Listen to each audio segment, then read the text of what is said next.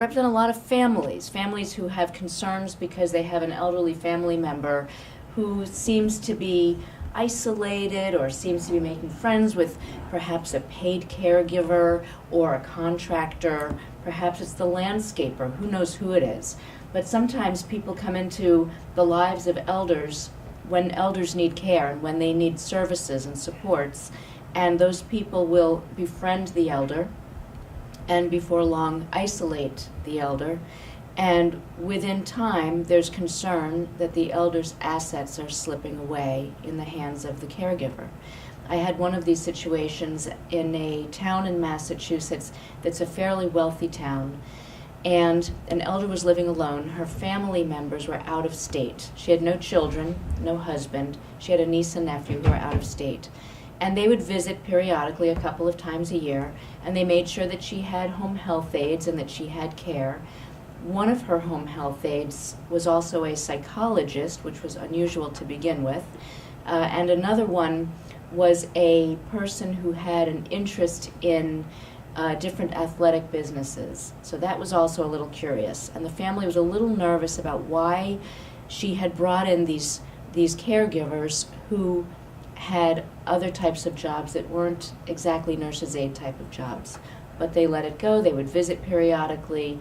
Before long, they started to have concerns because these caregivers were starting to isolate her.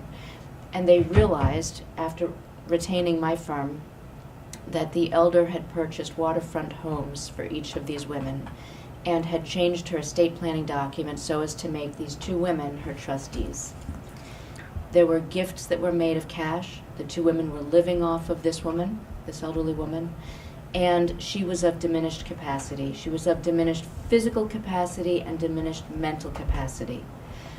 And we came in with a guardianship action, trying to have the niece family. and nephew, the family did, trying to have the niece and nephew appointed as guardians. And she fought it with the help of these two women who got her counsel. After 12 days of trial, it was a very highly contested trial. After 12 days of trial and competing medical experts, psychiatrists on both sides, to determine whether or not she had capacity to make the gifts that she made and to sign the deeds that she signed and to sign the trusts and different estate planning documents that she signed. After 12 days of trial and dueling medical professionals, we did get a guardian appointed, but it was not family members. There was just too much controversy within the case to have family appointed, and the judge decided to appoint a neutral attorney to serve as the decision maker, both guardian and conservator. Ultimately, she passed away a few years later, and the action became an estate action because it was too late. All the documents, all the estate planning documents had made dispositions in favor of these two caregivers who had come in years before and influenced her. They had influenced her to the extent that they had, what's called in the law, overmastered her independent will. And had it not been for them, she would have kept her long-standing estate plan in place, benefiting her niece and nephew and their children. But in this case, the estate planning documents left just about everything for these two non-related caregivers who came into her life at the very final years of her life and befriended her and made her dependent. So it became estate litigation, and in that estate litigation we were able to turn back a lot of the dispositions.